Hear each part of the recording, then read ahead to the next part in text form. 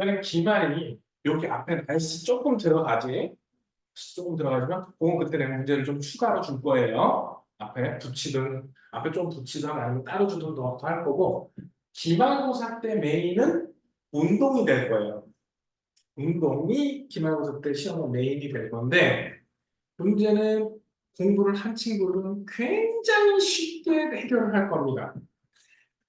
쉽다, 쉽다. 왜? 공식 몇 개 안 돼요.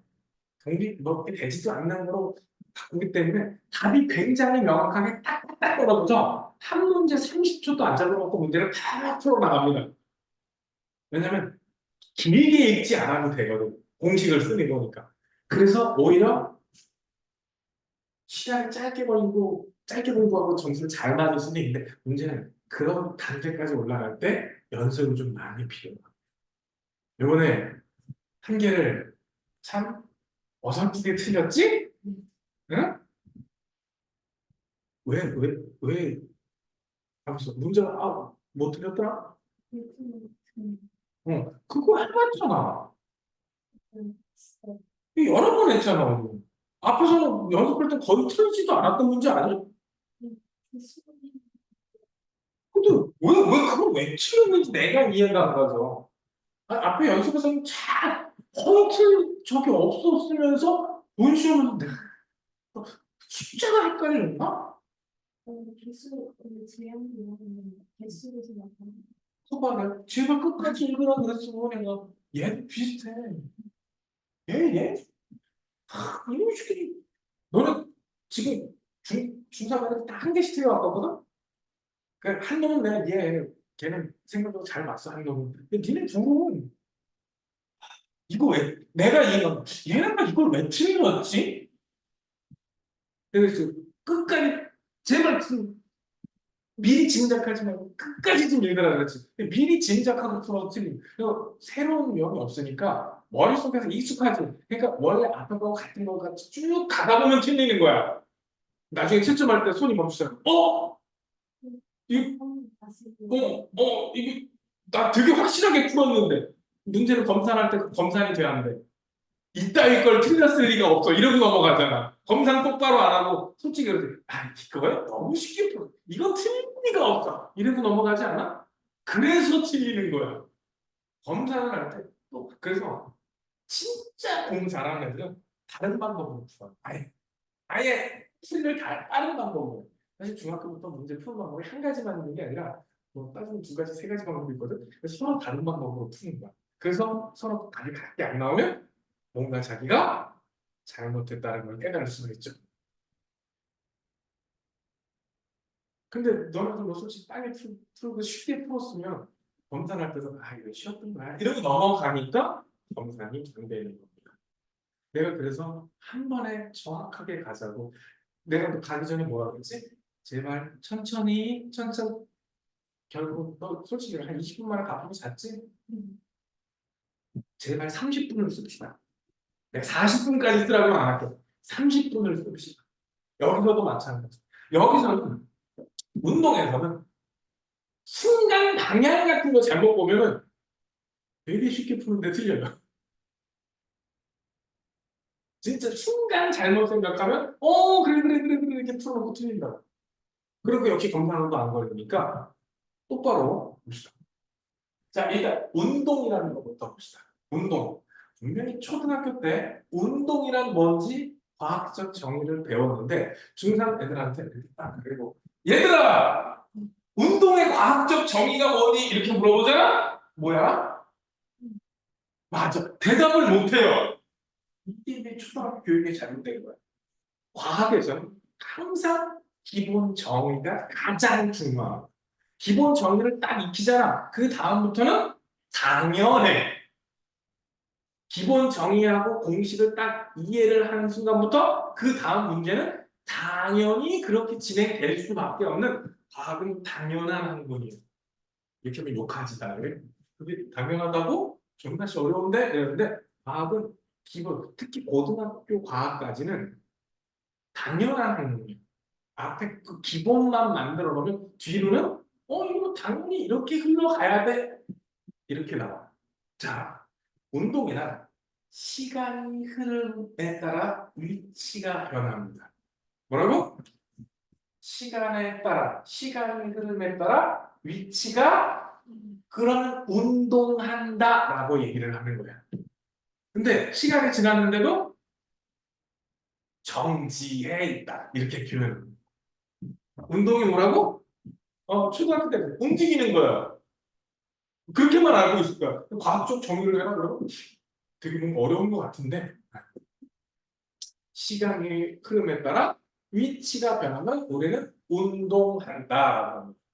근데 운동할 때 빠르다, 느리다라고 말하거든. 근데 그거를 비교하는 방법은 두 가지야. 100m 달리기 뛰어봤나? 50m 뛰지 요즘은. 누가 빠른 거야? 시간이 적게 걸린 게 빠른 거야. 혹은 똑같은 시간을 주었을 때는 더 많이 가지. 같은 거리를 이동할 때는 시간이 짧은 케이스. 이걸 좀 반대로 시간을 일정하게 두면 시간이 일정할 때는 멀리 간 놈이 빠르다라고 얘기를 해요.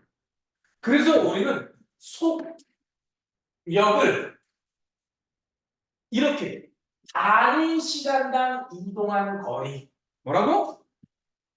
일정한 시간에 이동한 거리. 저 일정한 시간은 1초를 뜻해. 그래서 나는 뭐라 그랬지? 단위 시간당 이동 거리인데 단위 시간, 단위 뭐시긴 다 1단위야.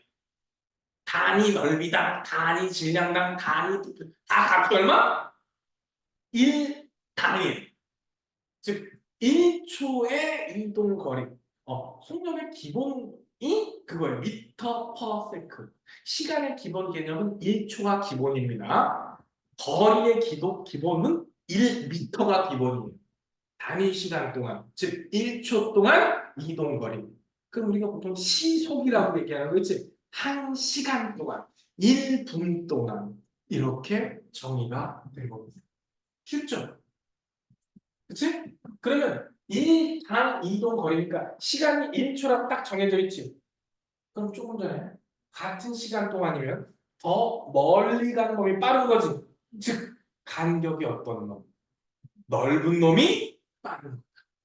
이걸 표현할 때 우리 보통 다중성광 장치라는 걸 이용해요. 우리 깜깜하면은 공이 굴러가는 게 안 보이겠지. 근데 이거는 1초에 10번 깜깜깜깜깜깜깜 이렇게 다중성광 장치라고 있어요. 1초에 10번 혹은 더. 근데 우리가 1초에 16번 이렇게 깜빡거리면 우리는 불이 켜져 있다고 인식을 해버려요. 영화 있지? 요즘 영화가 질이 좋아서 1초에 24장의 사진을 보여주는 거예요. 그걸 프레임이라고 해요. 근데 너 혹시 아기 보면 둘리 아니? 걔네들 보면 움직임이 어때? 약간 1초에 16장 들었어. 그래서 그거 조금만 시간 갭이 잘못되면 움직임이 부자연스럽다고 느낀 거예요. 근데 16분의 1초 안쪽에서의 변화는 우리는 연속적으로 움직인다고 우리 눈이 인식을 해요. 오케이? 그래서 깜빡깜빡거리면 불이 딱 들어왔을 그 순간 있지? 그 순간에만 물체가 보이는데 다중성광장치는 일정한 시간 간격으로 빛을 내는 거야. 일정한 시간 간격으로. 즉, 요 간격이 일정한 시간 간격으로 해준 거야. 근데 간격이 일정하다. 그렇다면 속력이 일정하게 간다. 그래서 우리는 그걸 등속 운동이라고 해요. 뭐라고? 근데 간격이 넓지. 간격이 넓으면 속력이 느리다, 속력이 빠르다. 이렇게 설명을 하는 겁니다. 그래서 속력 구하는 단위 시간당 이동거리, 즉 1초당 이동거리죠. 그러면 어떻게 하면 뭐 예를 들면 100m를 5초 동안 갔어.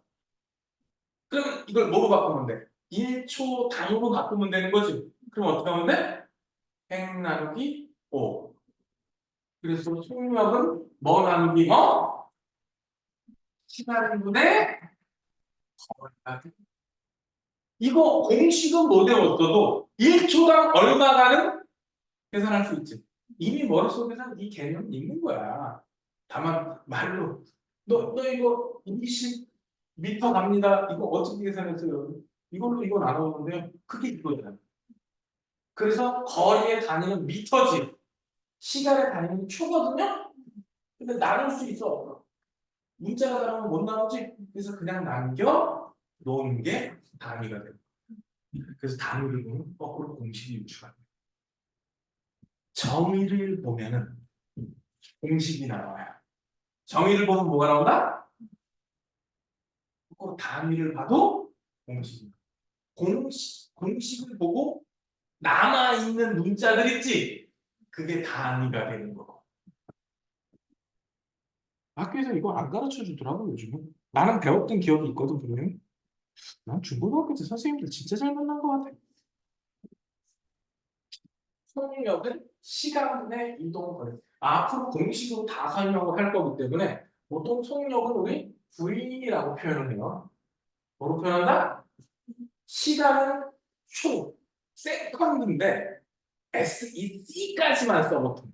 세컨드 다 안 쓰고. 그래서 미터 퍼 세컨드인데 앞에 알파벳 세 개만 해서 SEC, sec 이렇게까지만 발음합니다.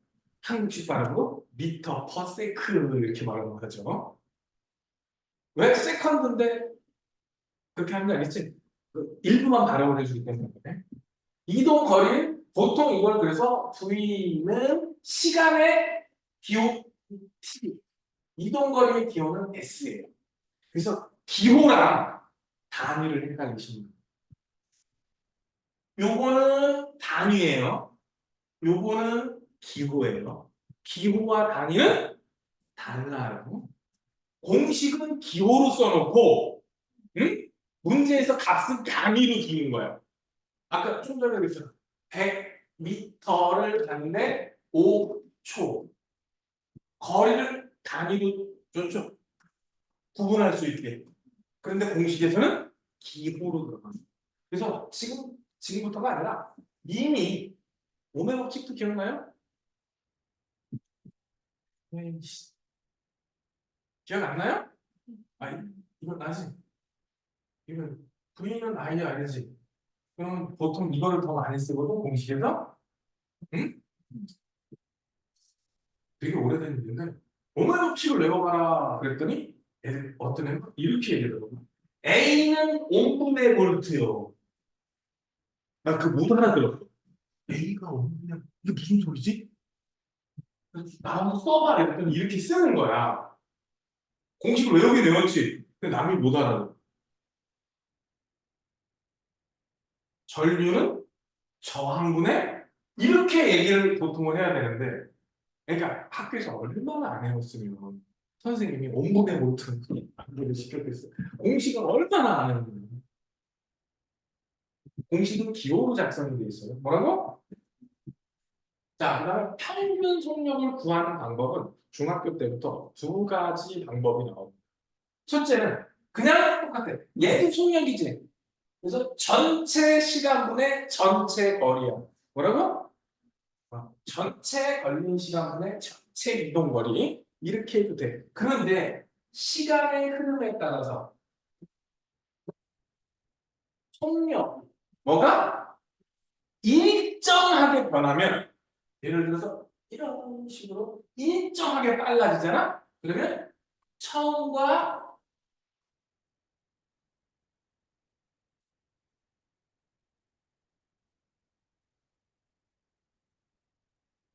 처음 나중 더해서 반띵하면 얼마가 될까? 이 가운데 값이 되겠지? 이렇게 해도 돼요. 그래서 평균 속력을 구하는 방법은 2분의 V2 플러스 V1 해도 돼요. 즉 나중 속력 더하기 처음 속력. 뭐라고?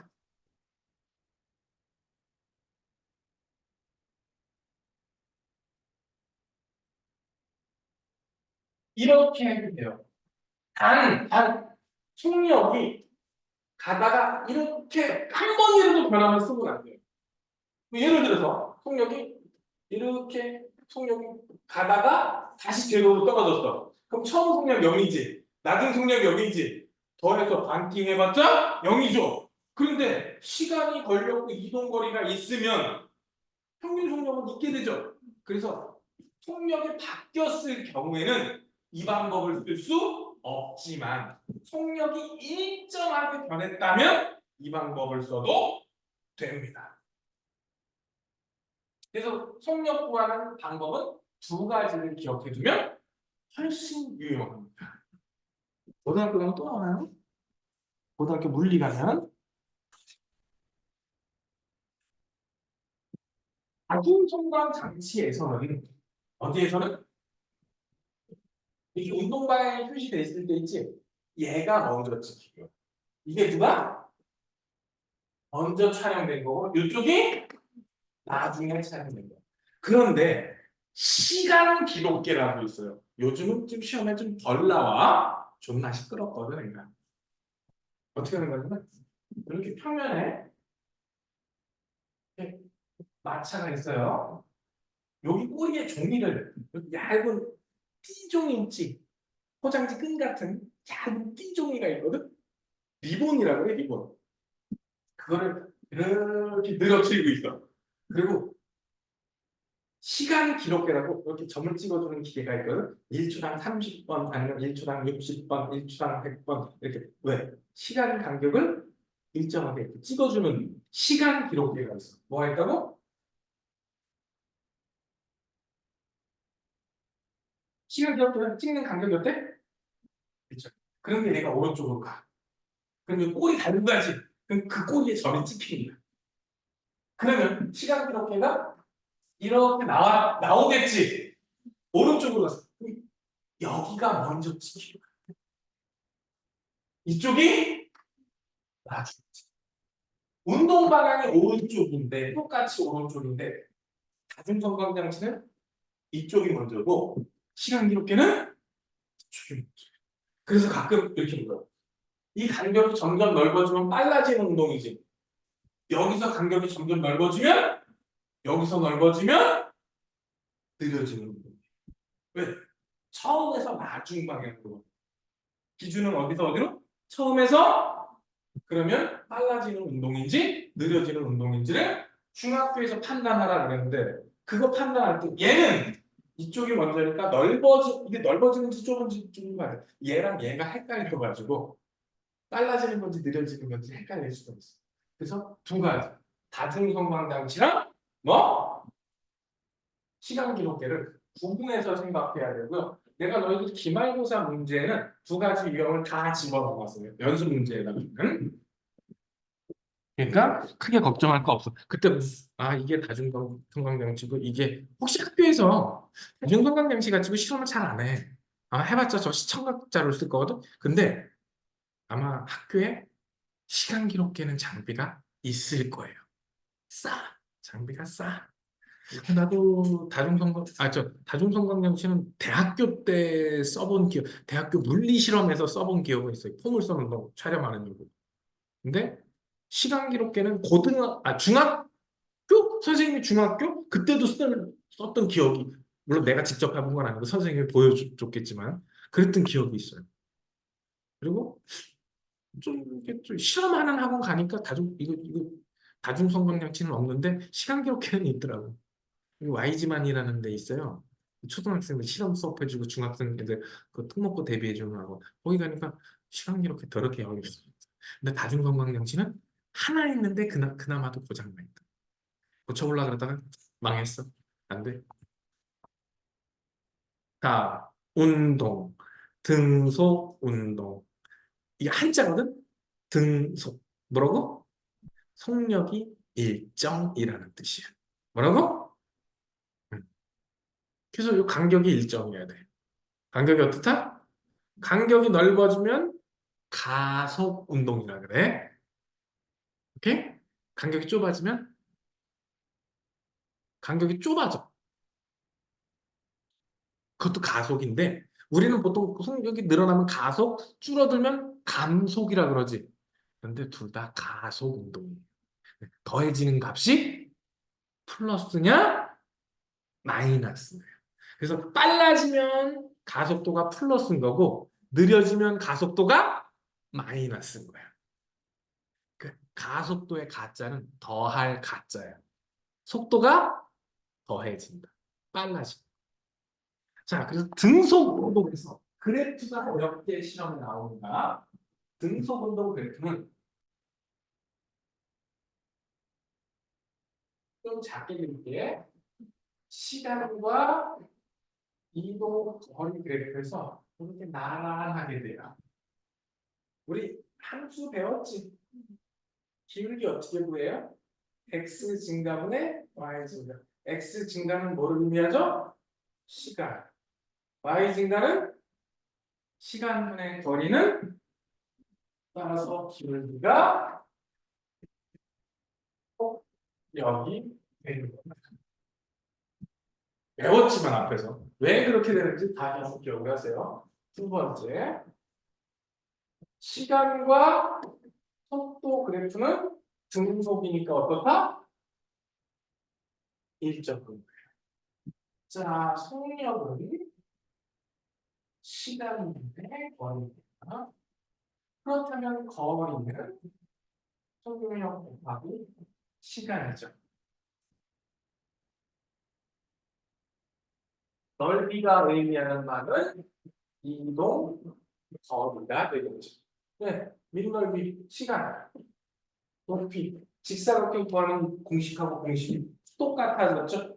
그래서 시간, 속도 그래프에서 넓이는 이동 거리다. 이게 속력이 삐뚤빼뚤 해도 상관없어. 아래쪽 넓이만 구하면 이동 거리가 되는 거예요.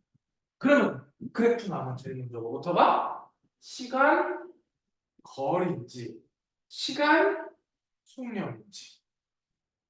오케이? 아니야.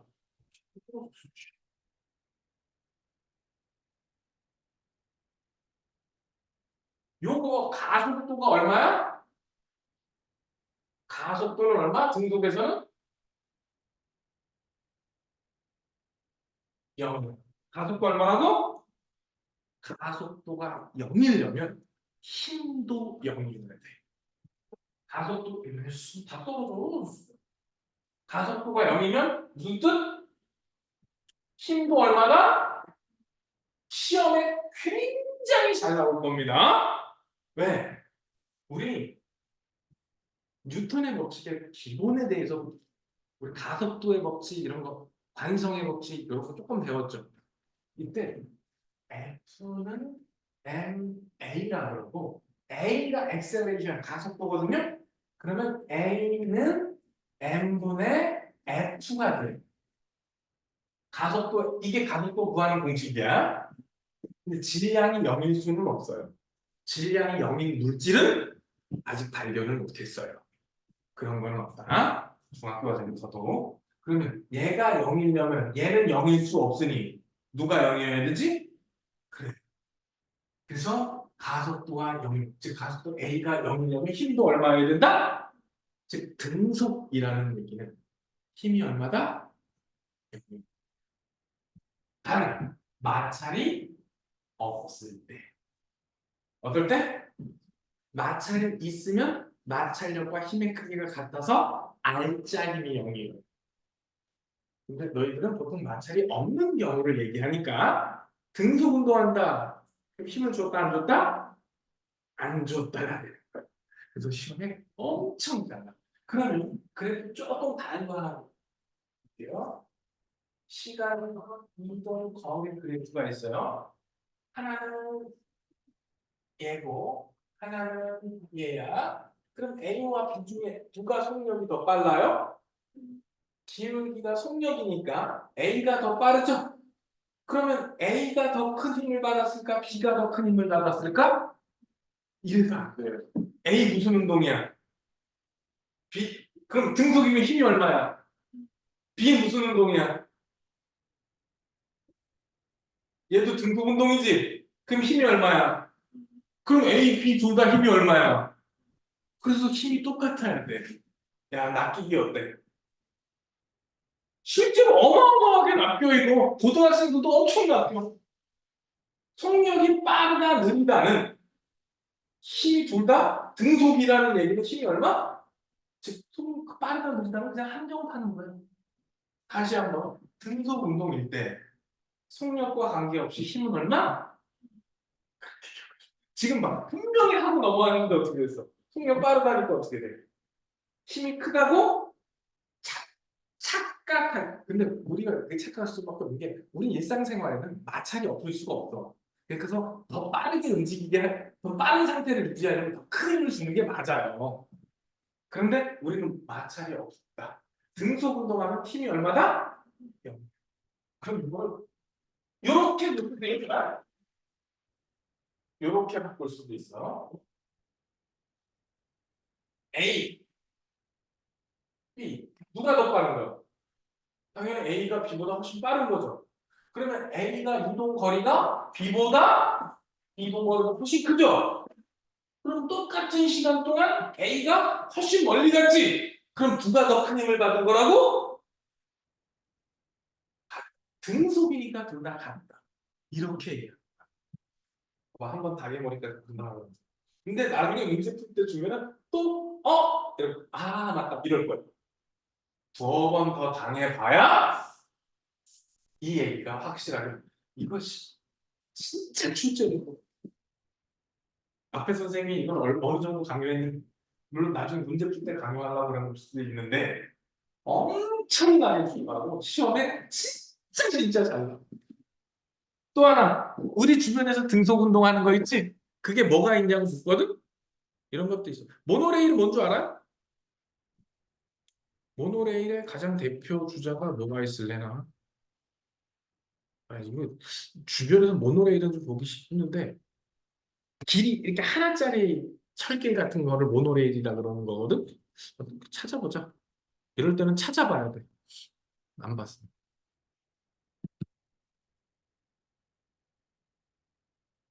요즘 이거 놀러 가는 것도 많고 그렇거든? 가장 대표적인 모노레일이 이런 거야, 이런 거. 길이 한 가닥밖에 안 보이지? 이래서 모노가 1이라는 뜻이거든? 길이 몇 개? 하나야. 그래서 모노레일이야. 여기도 몇 개야? 하나밖에 없어. 기차는 보통 밖에 이렇게 가는데 얘는 어때? 요 가운데 요 하나밖에 안 보이죠? 이래서 모노레일이야. 얘는 길은 두 개인데 줄이 하나밖에 없다 그래서 모노레일. 개념은 그래. 근데 바퀴를 두 개 다는 경우도 있기는 해요. 이런 게 모노레일의 가장 대표 주자. 얘네들은 웬만하면 다 등속 운동을 합니다. 이 비슷한 개념으로 울릉도에도 모노레일이 있거든. 얼마 전에 저기 전기 끊겨가지고 30분간 고립돼 있었어요. 더덕바디로. 특히 울릉도는 경사가 급하지. 사람이 오르락내리락 하기 어떨까? 힘들지. 그러니까 모노레일을 타고 올라가는 거야. 거기서 뭐 약초 키우고 이러는 사람들이 거기 올라가기 힘드니까 모노레일 타고 올라가고. 근데 요즘은 가장 많은 건 관광용으로가 제일 많은 것 같아. 울릉도에도 관광용이 있어. 이거는 이제 진짜 말 그대로 농사꾼들이 타고 다니는 모노레일이야. 길 딱 하나밖에 없어. 무빙워크는 뭔 줄 알지? 공항 가면 이렇게 수평으로 솔직히 우리 주변에 수평으로 움직이는 자리가 거의 없죠. 공항하고 큰 환승역 같은데 그런 데 가면 있을 거예요. 무빙워크가. 스키리프트는 스키 타요? 선생님이 옛날에는 좀 탔는데 최근에 5, 6년 동안 아예 5, 6년이 뭐야? 7년? 한 번도 못 간 것 같아. 최근 한 4년은 코로나 때문에 가봤자 저기 여기 양지라고 선생님 집에서 차 끌고 나면 20분도 안 걸, 15분이면 가는 데 있거든? 거기 스키복 지저분하지만 때가 꼬질꼬질하지만 스키복하고 스키 하루 렌탈하는데 내가 첫 기억에는 15,000원, 15,000원 냈던 기억나고 마지막 기억이 25,000원 냈던 기억나거든. 하루 종일 빌리는데 반나절만 빌리면 한 2만 원이면 됐던 기억나는데 근데 마지막으로 25,000원에 스키 장비하고 일체형 스키복까지 빌려줬는데 25,000원 했던 그때 리프트권이 하루가 7만 원, 8만 원.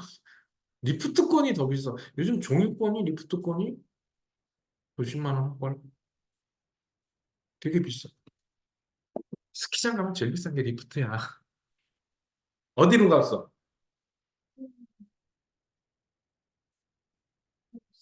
배웠어? 그 스키 장비 다 있어도 리프트권이 비싸요. 그래서 시즌권이라는 거 있거든. 그러니까 그 겨울 내내 프리패스를 이용. 솔직히 스키장 들어가는데 돈을 내지는 않아요. 뭐에서도 다 리프트 장사야, 이게. 리프트 장사야. 그 안에서 먹거리 장사. 그리고 스키라든가 이런 건 다 개인 장비 갖고 있는 사람, 그럼 스키장에 돈 벌 방법이 없지. 리프트권 장사 더럽게 비싸요. 근데 시즌권을 사면 좀 싼데, 시즌권을 사면은 그 겨울 내내 적어도 다섯, 여섯 번은 스키 타러 가야 본전을 뽑아. 내가 그걸 좀 아는 게, 그 들은 이유가, 저 강원도 횡성이라는 동네에 내가 선생님이 도한 적이 있어. 그 옆에 웰리 힐리 파크라고 있어요. 가까워. 버스 타고 금방 가. 그 근처 주민들은 50%가 할인이야. 50%가 할인이고, 그리고 학생은 또 추가 할인이 있어서, 걔네들 할인이 한 세 가지가 중복 할인이 되거든? 그래서 하루 종일 타는 리프트권이 10,000원밖에 안 내게 된다. 그러니까 놀러 갈 때 어디가? 스키 타러. 그래서, 야, 너 스키 렌탈 하고 이러면 돈 좀 들지 않아? 그랬더니, 아니요, 선생님, 스키는 제 거 장비 있어요. 그러더라고. 부츠까지 다 있대. 스키 부츠까지 있으면 장비 거의 뭐 풀세트를 가지고 있는 거겠지? 스키복도 있는 거고. 야, 리프트권이 비싸잖아. 그랬더니, 선생님, 여기는 지역 할인돼가지고 10,000원이면 돼요. 가서 하루 종일 있을 것도 아니고 반나절만 있을 거 아니에요. 그럼 더 쌀 거고. 그러더라고. 엄청 부러웠습니다. 리프트권, 종이권 10,000원이라고? 그 정도면 다른 데 놀러 가도 한 시간이면, 야, 노래방을 가도 한 시간에 10,000원, 15,000원이야. 근데 스키장 가는데 시간당 10,000원? 거기서 내 장비 있어? 그럼 누가 스키장 장비 때문에 누가 데려다가만 주면, 그리고 걔네들은 버스 타고 가는데 또 그 장비 다 들고, 부츠는 가방에 넣어서 메고 가고, 나머지는 이렇게 쌀모지고 그렇게 가는데 친구들끼리. 다 장비가 한들이 있으니까. 그래서 그거 하나 진짜, 스키리프트도 등속 운동합니다. 빨라졌다 느려졌다 안 해요. 컨베이어 벨트가 요거야. 컨베이어 벨트 나비도 이렇게 알아서. 그것도 웬만하면 다 등속 운동. 그리고 에스컬레이터도 등속 운동이에요. 우리나라가 에스컬레이터는 전 세계적으로 거의 제일 느립니다. 다른 건 다 빠른데 에스컬레이터는 느립니다. 그래서 외국 사람들이 오면 왜 한국은 다 빠른데 에스컬레이터만 느리냐. 그래서 한국 사람들 외국에 나가잖아. 그럼 에스컬레이터 탈 때 망설이게 되잖아. 이씨 왜 이렇게 빨라. 근데 빠르고 느리고가 중요한 게 아니라 속도가 일정하냐 안 일정하냐가 중요한 거야. 오케이? 그 다음에 등속운동 그래프는 조금 전에 얘기했죠? 자, 요거 A, B 중에 누가 빠르다고? 그래서 누가 큰 힘을 받는다고? 헷갈리면 안 돼. 세 번쯤 낚아봤으면 이제 되지. 그래서 요거 성광사진을 일정한 시간 간격으로 자르면 간격이 일정하니까 이렇게. 그래서 요 X축은 시간 적어 놓으세요. 그 X축은 뭐? Y축이 속력이야. Y축이 뭐라고? 속력에 해당돼요. 그리고 시간 속력 그래프에서 기울기는 가속도가 돼요. 그거는 뒤에서 가속도 운동에서 다시 한번. 그래서 이런 거 나오고 등속 운동에서 무슨 운동에서? 요 기억이 무슨 뜻인 것 같아? 요거 정지예요. 헷갈리면 안 돼요. 요 정지, 즉 시간이 가는데도 거리가 변했다 안 변했다. 그럼 정지에 있는 거예요. 이거를 애들이 많이 헷갈려. 이건 도대체 뭐지? 그래, 얘는 시간과 이동 거리에서 일정하게 늘어나니까 얘는 등속이야. 니은과 디귿이 어떤 거야? 같은 그래프인 거야. 니은과 디귿은 같은 그래프고 리을은 가속 그래프야. 리을은 뭐? 요 시간 속력 그래프에서 기울기가 속도 증가량, 즉 가속도가 되는 거야. 여기서 기울기는 뭐? 가속도. 여기서 기울기는 속력. 외워두셔야 돼요. 근데 얘는 뭐라고? 애들이 요거를 잘 모르더라고. 이런 거는 엄청 강조하니까 잘 외워. 근데 요거는, 야, 이건 뭐야? 그러면, 즉, 기준은 여기인데 저기서 멈춰 있는 거야. 저기 앞에 가서. 오케이? 자, 이런 문제가 나왔을 경우는 조심하는 거야. 문제에서 몇 초까지 물었는지를 반드시 확인해야 돼. 몇 초까지? 여기서는 보통 이렇게 끝까지 묻는 경우가 대부분인데 독사 같은 선생님들은 40초까지만 물어봐. 근데 우리는 맨날 어디까지 계산했어? 60초까지 계산하니까 60초까지 답을 써. 근데 물어본 건 40초인 거야. 그럼 어떻게 될까? 틀린 거야. 이때 제일 먼저 시간 X축, Y축의 뭔지부터 봐야 돼. 그러니까 여기서는 Y축 자체가 이동 거리지. 그러니까 여기서 언제가 제일 빠른 거야? A 때가 제일 빠른 거야. A 때가. 오케이? 이런 것도 함정팔 수 있으니까 조심해야 돼. 근데 자유낙하라는 게 있는데 자유낙하를 배우기 전에 등가속도 운동을 먼저 해야 돼. 뭐?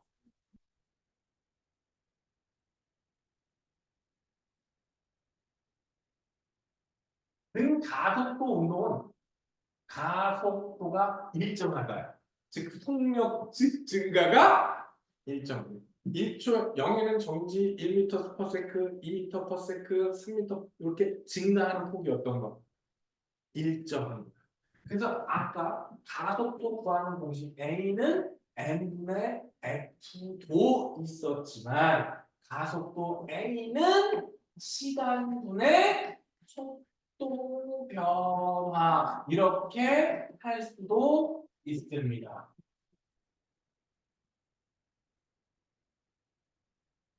이렇게 조금 빼기 나 속도 변화이니까 빨라졌다고 치면 V2 마이너스 V1이 되겠네. 느려졌으면 뭘로 가든 다만 느려지면 가속도는 음수가 나와야 되고 빨라지면 플러스가 나와야 돼. 그래서 가속도 구하는 공식을 이렇게 하든 근데 이거보다는 여기서는 이게 더 많이 쓰일 거야. 그래서 공식을 지우고 그래서 시간과 이동거리 그래프에서 가속도는 이렇게 나와요. 그래서 접선이 순간적입니다. 뭐라고?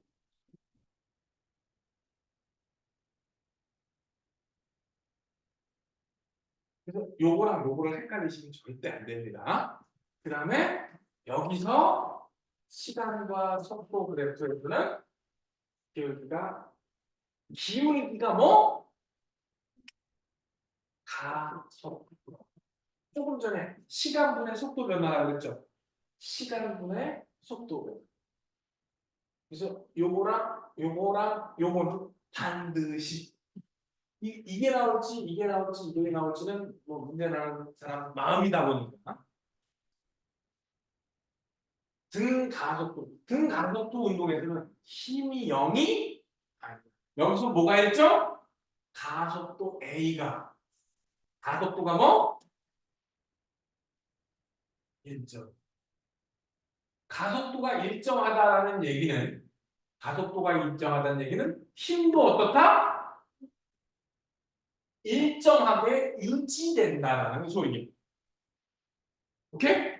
즉 가속도 값이 같으면 여기서 이제 모두 가속도 A는 질량과 힘 이 관계가 있지. 그래서 가속도가 같다고 힘이 똑같다고 말할 수는 없어. 왜? 질량에 따라 또 값이 달라지면 돼. 그래서 가속도는 질량이 크면 힘이 일정할 때 질량이 크면 느려져요. 질량이 일정할 때 힘이 크면 빨라져. 그래서 오토바이랑 트럭 좀 정지선에서 출발하는 거하고 오토바이를 가보니까 막 한다고 들어가어요. 그치? 그게 가벼워서. 근데 큰 힘을 받으면 또 빨리 빨라지는 거는 힘과 관계되는 얘기입니다. 오케이? 그래서 가속도가 일정할 때는 가속도가 일정하다 그 얘기는 힘이 일정하게 작용해요. 그리고 이때는 힘이 0이면 안 돼요. 근데 등속에서는 힘이 0이라 그랬지? 속력이 변할 때는 힘이 0이면 그래서 등가속도 공식 안 배웠을 것 같지만 내가 가르쳐 줍니다. 등가속도. 근데 우리는 방향이 꺾이면 계산이 어렵거든. 그래서 등가속도 직선 운동만 따집니다. 자,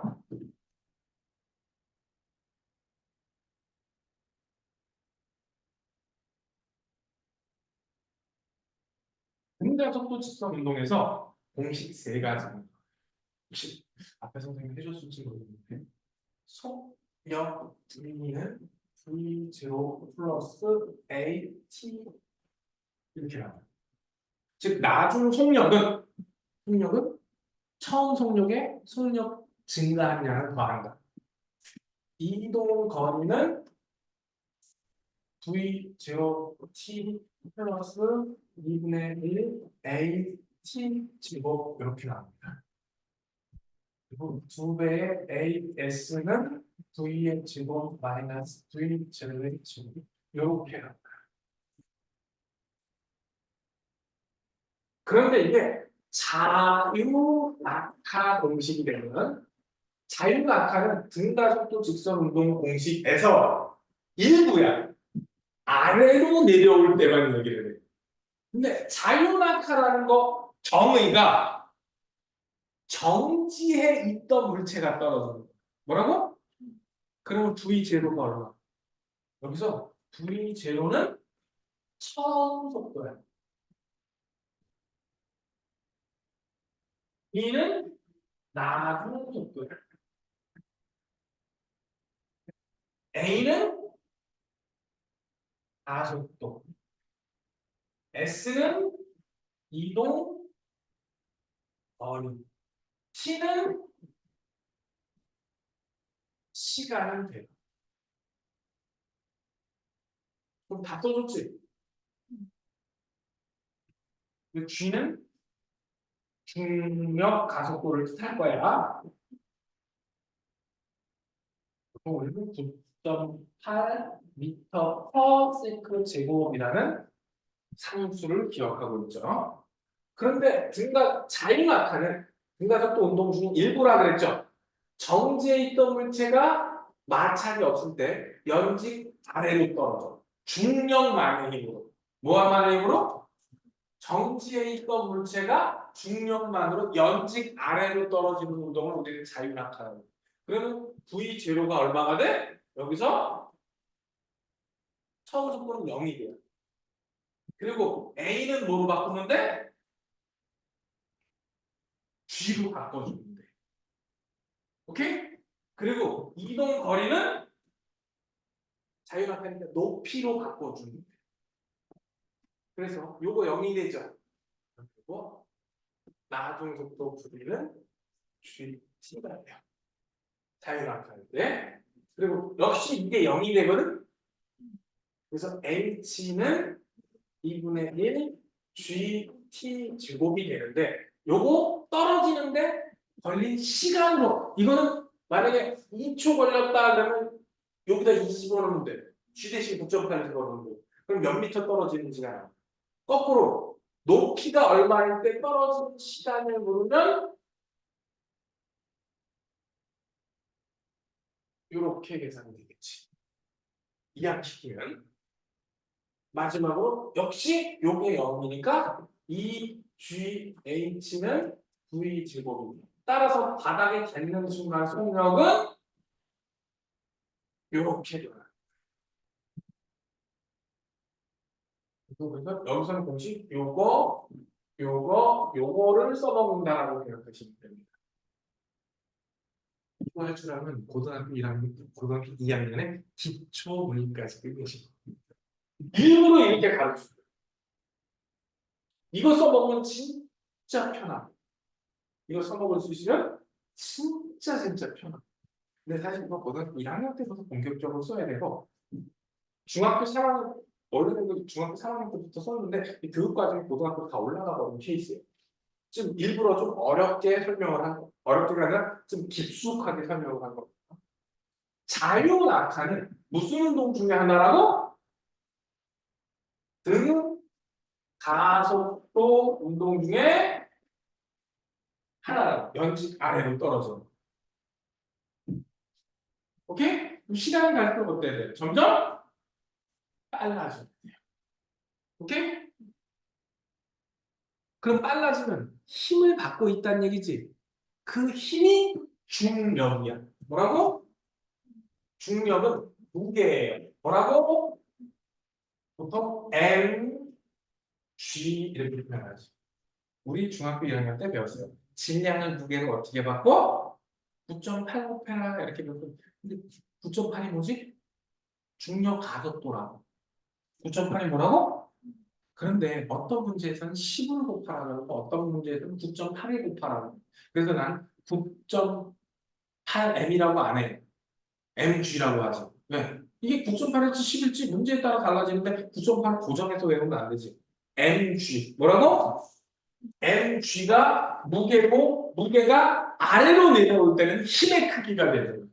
그래서 중력 여기 힘이고 아래로 무게고 무게로 따지는 공식은 mg다. 가끔 무게를 몇 뉴턴 킬로그램으로 주면 이렇게 환산하면 되고 몇 뉴턴 주면 그냥 쓰면 돼.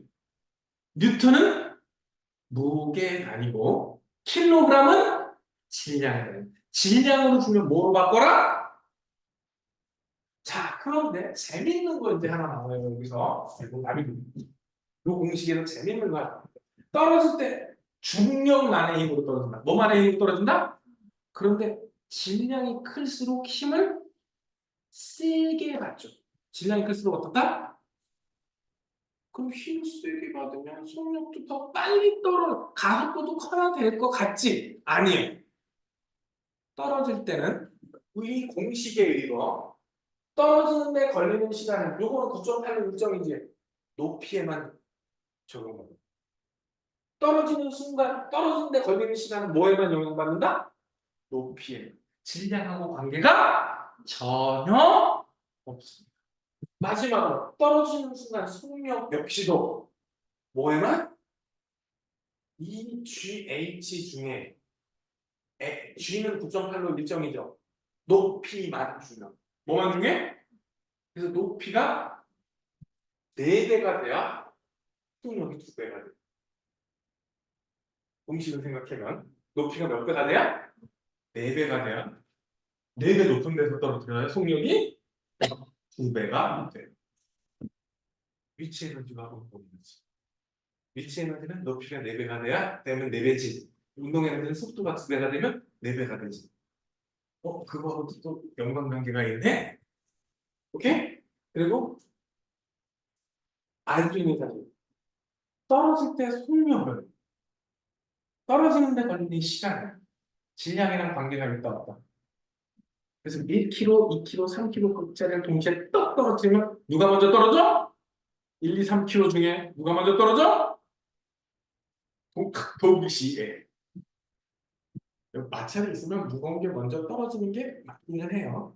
부피가 똑같다고 치면. 근데 우리가 구분을 못해. 한 50m 안쪽에서 떨어지는 건 우리가 그 구분할 정도로 우리가 느끼지는 못해요. 근데 정면 장비 갖다 놓고, 응? 부피 똑같이 놓고, 질량만 다른데 부피 똑같이 놓고 같은 재질에, 응? 그렇게 딱 측정을 하면 무거운 게 먼저, 왜냐면 가속 똑같은 차이 때문에 무거운 게 먼저 떨어지긴 해. 마찰이, 공기 마찰이 있으면. 근데 마찰이 없으면 무조건 똑같이 떨어져야 돼. 다시 한번. 그래서 이게 시험에 그렇게 잘 나와.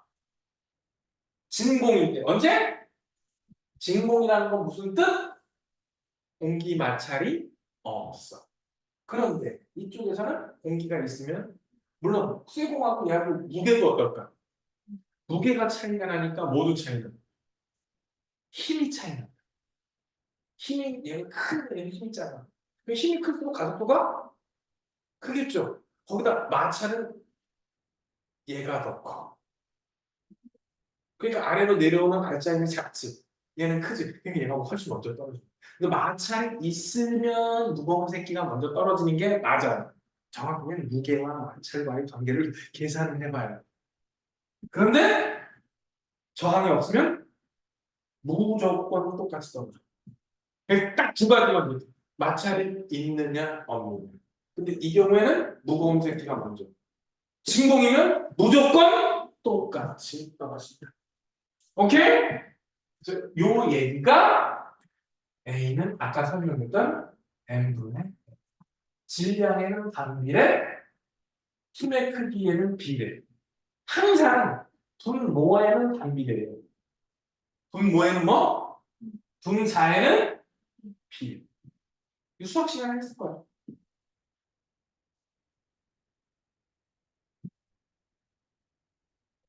공식을 암기해서 써먹을 수 있으면 가장 좋습니다. 너희들 중에서 기본 공식 그냥 몇 가지만 써먹을 줄 알면 됩니다. 자, 요 문제 봐봐. 1kg, 3kg 있지? 누가 더 큰 힘을 받아? 어, 누가 더 큰 힘을 받냐? 중력이 누가 더 크냐? 는 얘기는 누가 더 무겁대거든? 중력이 곧 뭐니까? 무게니까. 무게, 그게 힘이니까. 근데 누가 먼저 떨어져, 그러면?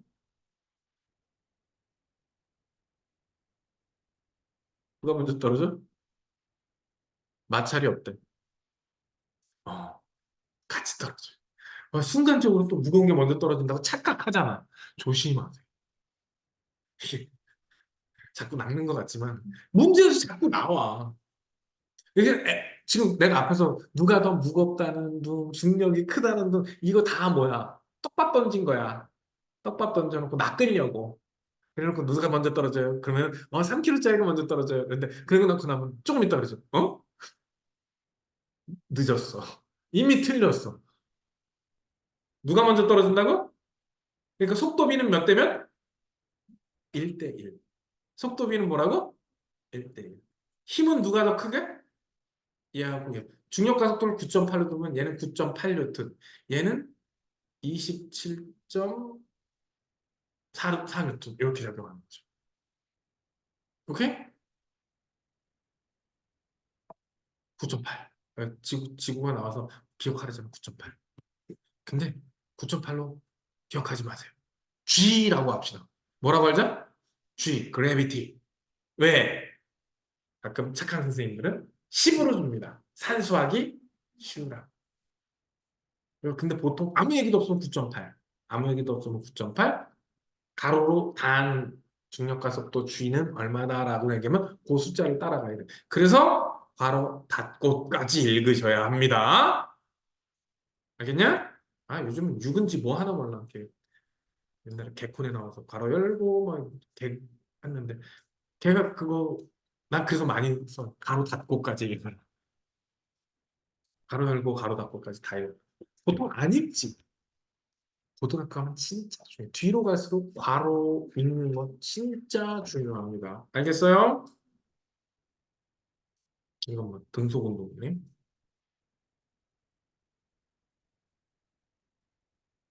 이거 다 풀었지? 별로 안 한 것 같은데 벌써 1시간을 수업을 했네?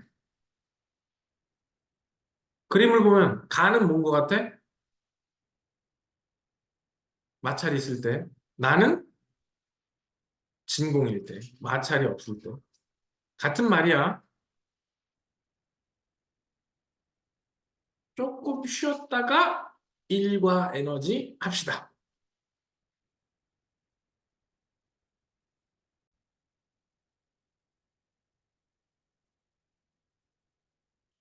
자, 일. 야, 일이 영어로 뭐야? 와. 그래서 일은 W로 표현을 합니다. 그래서 과학에서 일은 반드시 힘이 있어야 되고 그 힘의 방향과 같은 방향으로 물체가 움직여야 돼요. 반드시. 그러니까 내가 아까 막 회사 가서 아이디어를 엄청 생각해. 그래서 막 특허를 내고 엄청 돈을 벌 수 있는 아이디어를 생각했어. 가만히 이러고 앉아서 일 안 한 거야. 과학에서는 일한 게 아니야. 과학에서 풀이 풀린 건 일한 게 아니야. 우리 개념상으로는 어때? 그런 아이디어를 생각했으면 어마어마하게 열심히 일하는 게 맞아. 근데 과학에서는 반드시 뭐와 뭐? 힘과 이동이 있어야 돼. 근데 나는 이렇게 힘줬는데 이렇게 오면 일한 거 아니야. 그래서 W는 반드시 뭐와 힘과 이동 거리의 곱으로 나타내야 합니다. 오케이? 힘의 단위는 뉴턴이고요. 이동 거리의 단위는 미터입니다. 일은 에너지랑 같아요. 에너지가 뭐냐라고 물으면 초등학교 때 일을 할 수 있는 능력 이렇게 배웠어. 에너지가 뭐라고? 일을 할 수 있는 능력. 그리고 일과 에너지는 상호 교환이 가능해집니다. 내가 일을 하잖아? 그럼 나는 에너지가 줄어요. 내가 일을 받으면 내 에너지가 늘어나. 내가 이만큼만큼 일을 해서 들어 올리잖아? 그럼 얘는 요만큼의 에너지가 증가해요. 그래서 일과 에너지는 단위를 줄로 공유를 합니다. 뭐라고 읽는다고? 줄이라고. 그리고 조금 전에 단위에서 계산하고 남는 게 단위라 그랬지. 그래서 뉴튼 미터도 단위로 쓸 수도 있습니다. 그래서 여기서 뉴튼 미터도 단위가 된다.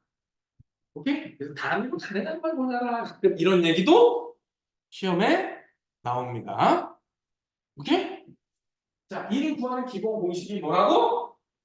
W는 벡터 X. 1의 양을 구하는 방법이 이렇게 되게 간단합니다.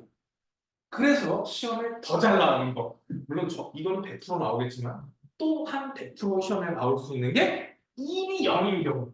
1이 얼마? 두 가지는 굉장히 쉬워요. 여기서 0을 만들어주는데 얘를 0을 만들려면 둘 중에 하나죠. 힘이 얼마? 힘이 0일 때. 조금 전에 우리 힘이 0일 때가 어떤 경우였지? 같은 정도 아닌데? 그럼 나는 힘을 안 주는데 지가 알아봤을 때. 나는 일 했어, 안 했어? 안 했어. 처음에 그래서 힘이 0일 때. 두 번째 뭐? 이동 거리가 0. 그래서 건물을 하루 종일 떠다니고 있어서 다른 뷰도 들려도 일 안 하는 거야. 농부가 밭에 있는 이따만한 바위를 옮기겠다고 하루 종일 땅 파내려고 바위를 흔들었어도 일한 거 아니죠? 왜? 이동거리가 마지막.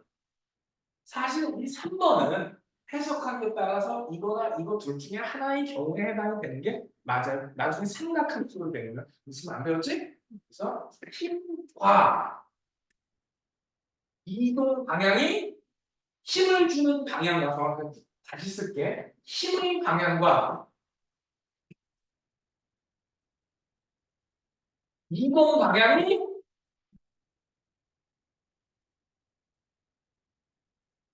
직각일 때. 이러면 삼각함수 계산하잖아? 그러면 힘이 0이든지 이동 거리가 0. 그쪽 방향으로는 0이 나와. 직각이면. 그래서 네가 책가방을 메고 학교를 가는 거 있지? 책가방에 대해서는 일하는 게 아니야. 책가방을 들고 있으려면 어떻게 돼? 힘을. 위로 줘야 되지. 걸어가면 이동 방향. 직각이죠? 그래서 책가방 메고 학교 갈 때 가방이 아무리 무거워도 너는 책가방한테 일을 했어요? 안 했어요? 그럼 언제 일했어? 책가방을 바닥에 있는 걸 들어 올릴 때는 일을 하는 거예요. 얼만큼 일했어? 들어 올린 게 일했죠. 그 다음부터는 가봤자 일한 게 아니. 간단하죠? 별로 어려울 것도 없어요. 이거는 경우를 뭘로 둘지는 나도 잘 모르겠지만 100% 쇼. 1이 0인 경우는 확률 거의 100%로 시험에 나옵니다. 옛날에 그럼 기억나지? 되게 강조를 했을 거야. 되게 중요하다고.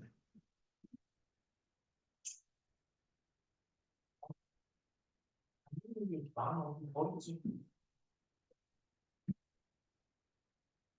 그런데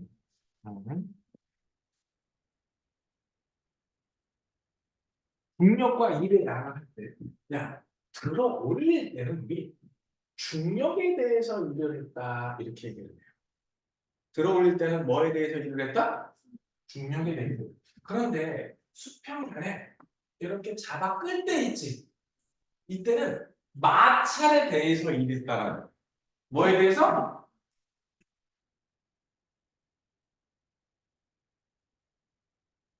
들어 올릴 땐 뭐에 대해서 일을 했다? 중력에 대해서 일을 했다. 여기서는 마찰. 조금 전에 W는 Fx라 그랬지. 만약에 등속 운동한다고 진짜 뭐? 등속 운동할 때 힘이 얼마라고?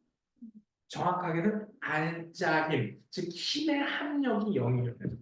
그래서 물체가 운동하는데 힘이 전혀 쓰이지? 그러면 이때 힘과 이때 마찰력이 어떤데? 아유, 등속 운동할 때는 알짜 힘이 0이어야 되지. 그러면 이 힘과 이 힘이 어때야 돼? 같은 거예요. 그럼 등속 운동할 때 마찰력이 얼마다라는 얘기는 요 힘의 값을 준 거랑 같아. 그래서 요 힘에 마찰력을 대신 써도 될까 안 될까? 많이 없어. 근데 속력이 빨라지거나 이러면 얘기가 좀 달라져. 그때는 알짜임을 새로 계산해야 되는데 그건 중학교 과정이 아닙니다. 등속 운동할 때는 언제만? 그래서 힘의 합력을 구해주시면 돼요. 뭘 구하라고? 음, 같은 방향이면 더하고 반대 방향이면 서로 상쇄시켜주면 됩니다. 간단하죠? 그런데 요거는 그래서 마찰력, 수평면에서 마찰력에 대해서 일어난다는데 중력에 대해서는 중력에 대해 일한다 그랬죠. 그때 공식은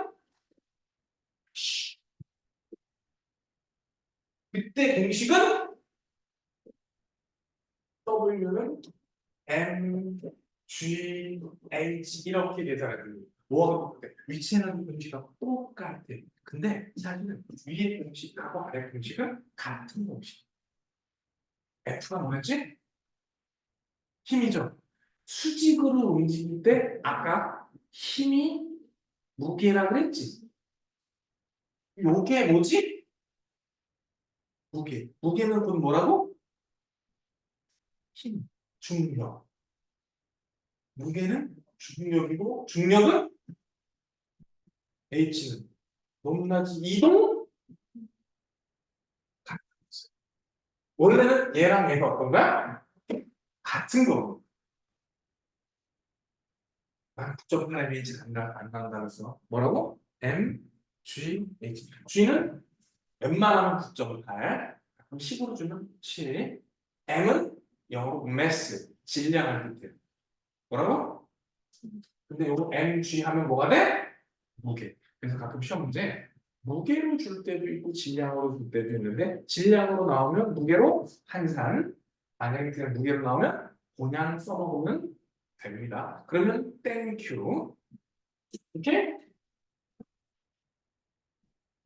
중력. 그래서 계단을 올라갈 때 뭐 할 때? 계단을 올라갈 때 수직 높이는 굉장히 중요해요. 들고 올라갔으니까. 근데 수평 이동 거리 있지? 이거는 일한 게 아니야. 그래서 시험 문제에서 두 가지가 여기 있던 물체를 이렇게 끌고 가서 이렇게 들어 올리잖아. 응? 그러면 여기서 끌고 갔으니까 일을 한 거야. 그래서 요거 더하기 요거여야 돼요. 오케이? 그런데 얘를 여기까지 들어 올려서 이렇게 가져가잖아? 그러면 요것만 일이 돼요. 왜? 여기서 들고 앞으로 간 건 일한 거다 아니다. 일한 게 아니에요. 근데 끌고 가서 들어올리면 이것도 일한 거고 이것도 일을 한 거고. 애들이 이거 두 개를 구분을 못하는 경우가 되게 많아. 할수 있지? 어려워? 그러면 이 계단에서 필요 없는 데이터가 하나 있어. 계단에 혹은 필요가 없어. 왜? 결국 뭐가 필요 없는 거야? 요까지 간, 요거 필요해 안 필요해? 안 필요해. 계단 개수와 높이는 필요하죠. 높이는 필요하지만 계단의 폭은 필요가 이게 요즘은 좀 덜 나오는데 한때 단골소리 얘기했어. 계단을 올라갈 때 이렇게 올라갈 때 영희? 영희가 한 일회양을 계산할 때 필요한 요소들. 뭐뭐 계산해야 돼? 상자 질량 혹은 무게는 알아야 되지. 그 다음에 계단 개수. 그리고 계단 하나의 높이.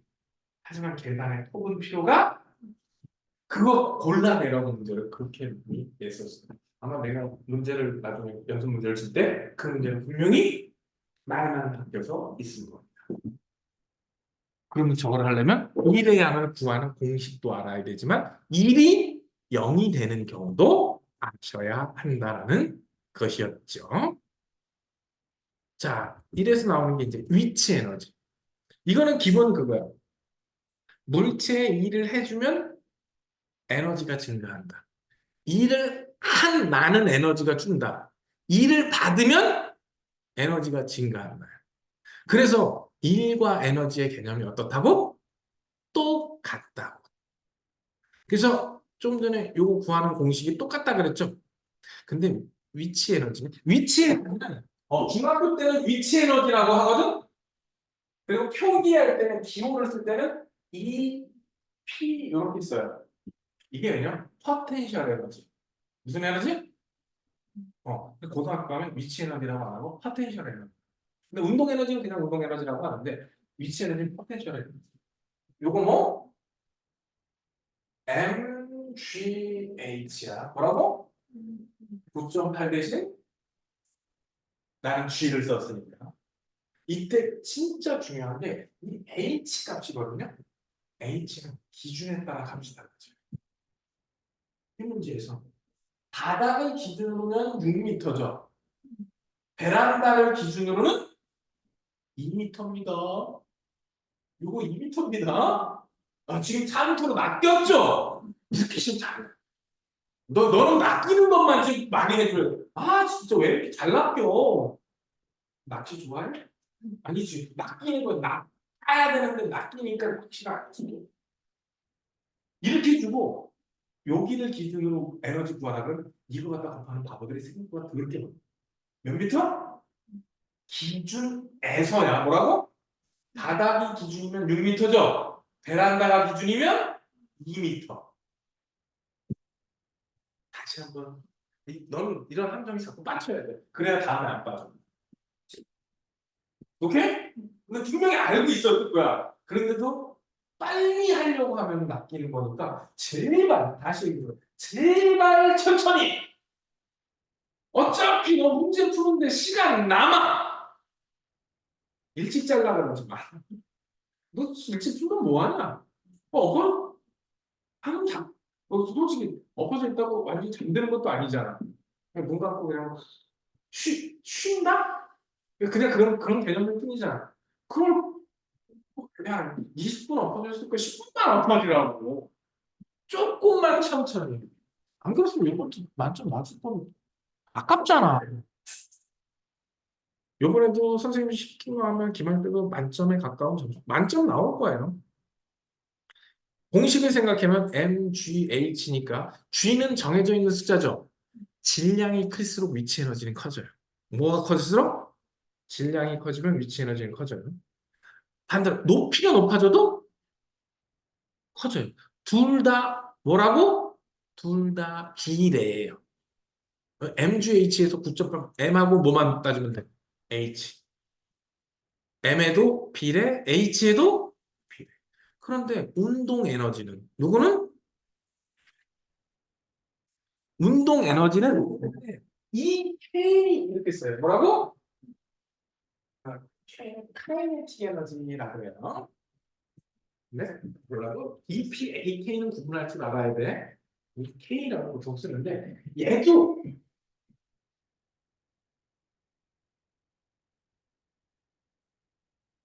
이거 있지? 얘도 F 이퀄 MA부터 따지면 FX가 나와요. 얘도 결국 뭐로 나온다고? FX로 나와. 이거 중학교 때는 이거 보통 저게 정확하게 증명하면 적분으로 증명을 해줘야 돼서 그 증명을 안 해주는데 사실 얘도 뭐에서 바뀐 거라고? FS에서 바뀐. 사실 공식은 달라 보이지만 사실 다 어떤 거야? 1에서 위치 에너지 들어 올릴 때 에너지, 위치 에너지, 운동 에너지가 다 같은 공식에서 파생될 거고 기본은 다 뭐다? FS. 여기서 공식은 2분의 1 mv죠. 그럼 질량에 따라서 운동 에너지는 비례하겠죠. 그럼 이제 두 번째, 질량에 따라서는 운동 에너지가 비례해요. 그럼 이제 남은 건 뭐밖에 없어? 속력밖에 없지. 속력에 따라서는 이렇게 됩니다. 시험에 거의 반드시 V 제곱일 때 분명히 뭐야? 속도 제곱의 비례죠. 제곱의 비례. 요거냐, 요거냐. 그랬을 때 요거냐, 요거냐. 이거 거의 나온다고 보셔야 돼요. 위치 에너지는 다 뭐야? 다 이렇게 생겼지. 그러니까 시험 문제 슬쩍 모르느냐? 분위기를. 그럼 낚일 가능성이 매우 조심. 오케이? 그래서 위치 에너지, 운동 에너지, 질량이 2배, 높이가 2배면 에너지는 4배예요. 2 곱하기 2가 하면 돼. 근데 질량이 2배면 에너지 2배죠. 속력이 2배면 에너지 4배입니다. 제곱이니까. 3배, 3배 가면 얘는 9배예요. 3 곱하기 4. 3배, 3배 가면 27배예요. 왜? 여기서 뭐가 되니까? 제곱이 돼요. 이렇게 문제를 냅니다. 문제에서 속력이 몇 배 될 때 에너지가 어떻게 되냐라고 물어봐. 근데 이것만 생각하고 있다가는 여기서 조심. 공식을 외우고 막 외웠다고 단순히 바로 써먹을 수 있는 게 아니니까 저 그래프 어떻게 하라고? 위치 에너지하고 운동 에너지 기억하세요. 오케이? 지금 요거는 막대기 하나로 밀지. 속력을 똑같이 만들어. 어떨라고? 그러면 나무 토막이 누가 제일 많이 밀니까? 제일 무거운 게 제일 많이 밀는 거야. 무게가 몇 배 될 테니까. 3배겠지? 추가 3배니까? 아, 정확하게는 아니에요. 왜냐면 베이스 무게, 고등학교는 베이스 무게까지 따지라고. 지금 중학교에서는 뭐 그냥 질량이 M, 2M, 3M 이렇게 할 거거든? 오케이? 그럼 누가 제일 멀리 가야 돼? 맨 아래 나무 토막이 제일 멀리 가요. 그런데 만약에 속력이 1, 2, 3이면 이동 거리는 1대 4대 9가 돼요. 속력은 1m/s를 밀었을 때, 2m/s를 밀었을 때, 3m/s를 밀었을 때는 몇 대 몇 대면? 1대 4대 9가 돼요. 질량이 1대 2대 3이면 이동 거리는 1대 2대 3이에요. 왜? 질량에는 비례해요. 오케이? 이거를 시험으로 냅니다. 이렇게. 위치 에너지는 말뚝박기로 내요. 위치 에너지는 뭐로 내고? 그러면 얘 에너지가 뭐겠어? mgh만큼의 에너지를 가지겠지. 그런데 여기서는 위치 에너지가 내려오면서 운동 에너지가 되고 운동 에너지는 뭔가 일을 하겠지. 어떤 일을 해? 말뚝을 때려서 말뚝을 밑으로. 그럼 여기서도 FS가 있어야지. F가 잡아주니 마찰력. F가 뭐? 그런 다음에 그럼 이동 거리지. 때리면 밀려가지고 고개 이동 거리야. 여기 MGH하고 여기서 뭐? F, S. F가 뭐? 마찰력. S는 이동 거리. 그래서 이거와 이 값이 어때야 돼? 같게 나와야 돼. 그래서 질량이 2배면 이동 거리 몇 배? 마찰력은 똑같다, 그렇죠? 여기서 마찰력 조절이 힘들어서 마찰력은 항상 같다. 그러면 질량 2배면 이동 거리 몇 배? 질량 2배면 이동 거리 2배. 높이 2배면 이동 거리 2배. 질량 높이 각각 2배면 이동 거리 4배. 질량 3배면 이동 거리 3배. 높이 3배면 이동 거리 각각 3배면 그런데 운동 에너지에서는 질량 2배면 밀고 가는 이동 거리 여기서는 2분의 1 mv 제곱이 요 마찰력 있지? 마찰력을 오른쪽으로 반대로 요 마찰력 작용하겠지? 그리고 이동 거리 있지? 그래서 요것은 마찰력 이동 거리. 2분의 1 mv 제곱은 F(S). F가 뭐? 마찰력. S는 이동 거리가 속력이 질량이 2배면 이동 거리 2배. 속력이 2배면 이동 거리 4배. 속력 2배면 이동 거리 몇 배? 각각 2배면 이걸 2배, 4배 되죠. 이렇게 문제를 숫자를 살짝 바꿔줄 거예요. 그래서 50m/s로 갈 때 얼마로 갈 때? 40m만 했었죠. 100m로 가면 속력이 몇 배야? 그럼 에너지가 몇 배야? 속력은 2배인데 에너지가 2배야? 2분의 1 mv 제곱이잖아. 그럼 에너지 몇 배?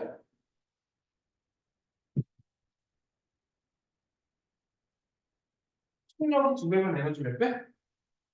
이게 몇 배? 네. 근데 아까 51 대 40m 같죠? 속력이 2배면 에너지가 몇 배라고? 4배지. 그럼 이동거리가 4배. 그래서 밀고 가는 게 40m가 아니라 그래서 과속하면 뒤지기 쉬운 거야. 왜? 못 멈추니까. 저만 죽으면 되는데 엉뚱한 사람은 죽인다. 다시 한번. 질량이나 높이가 변할 때는 그냥 몇 배 가면 똑같은 배우를 따라가면 돼. 근데 속력은 제곱. 이런 거 많이 까먹었구만. 옛날에 다 까먹었구만. 이 관련 문제를 물론 시험 보기 전에 내가 어마어마하게 또 수백 수천 문제를 풀게 할 겁니다. 그러니까 꼭 풀어 보셔야 합니다. 뭐야? 운동 에너지가 1로 절감되는 굴러온 돌이 박힌 돌을 빼내는 것은 그렇지 빼냈잖아. 빼냈으니까 이동했네? 일을 했네. 고난도 문제 이제 이런 거에서 여기 봐봐. 100g 추 나무 토막을 30cm 아래로 낙하시켰다. 그때 0.5지. 근데 요번에는 200g이지. 그럼 질량 몇 배? 높이 몇 배? 그럼 에너지 몇 배? 2배, 2배니까 4배. 그러면 0.5에 몇 배? 4배인 2cm 움직이게 될 겁니다. 이런 식으로 문제를 내는 거예요.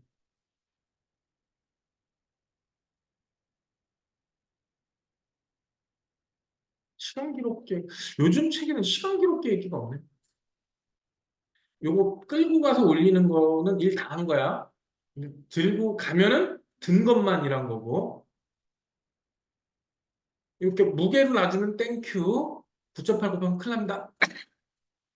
이럴 때는 질량으로 줬는지 무게로 줬는지 반드시 확인하셔야 돼요. 이거 생각보다 애들이 은근 구분을 못해. 바보처럼. 아무리 얘기해줘도 못하는 거 없어. 자, 이건 높이구나. 에이, 속력 가지고 놀라면. 이게 일과 에너지는 개념이 같은 거기 때문에 마구마구 이렇게 믹싱해갖고 낸단 말이야. 조심해야 돼요. 그래서. 여기서는 위치 에너지가 밀고 간 에너지. 뭐가? 위치 에너지가, 에너지는 상호 전환이 돼. 그래서 위치 에너지는 운동 에너지로, 운동 에너지는 위치 에너지. 사실 이거 어디 나왔어? 우리 뒤쪽 단원에 있었지. 사실 바로 뒤에 나와야 정상인데 그러면 애들이 부담스럽다고 1, 2학기로 진짜 째놨어. 어떤 놈이 책 만들었는지 씨. 애초에 붙이는 거 그냥 같이 붙여서 쭉 가든지 다 까먹고 나서 다시 시험 보는 거야. 이거 1학기 기말고사 보고 그 역학 에너지 보조는 2학기 기말에 시험 보는 거야. 이게 뭔 짓거리야. 우리 때처럼 뭐 고등학교 입학 시험이 있어서 총정리를 다시 하는 것도 아닌 세대인데 그래서 요즘 애들 보면은 중학교 때 배운 거는 고등학교 하면 하나도 기억 못하는 경우가 많아. 근데 선생님 중학교 때 배웠던 거 있지? 엄청 많이 기억. 왜? 중3 때 뭔 짓을 했어? 1, 2, 3학년 때 배운 거 다 복습했고 고3 때 뭐 했어?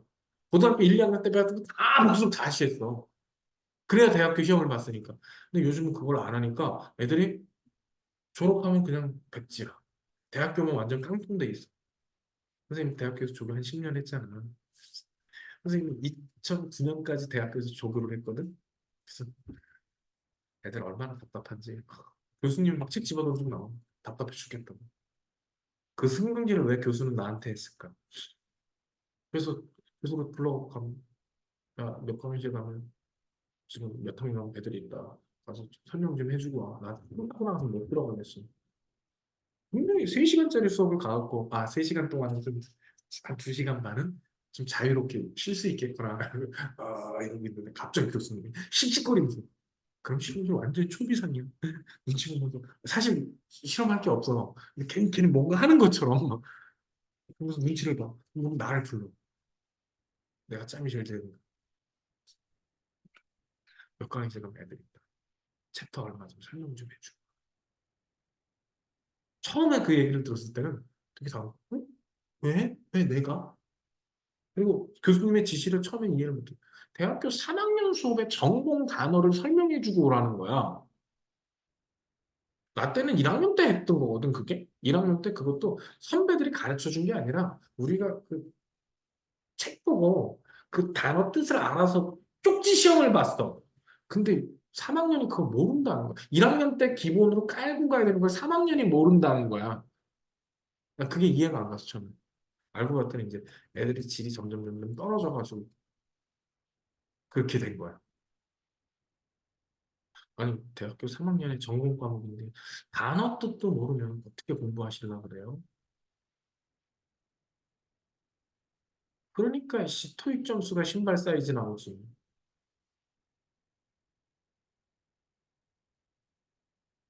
다음 시간에는 여기 연습 문제 좀 같이 좀 풀어보자. 내가 별도로 출력을 좀 할게요. 여기 문제 다 풀려 있을 거 아니야, 지금.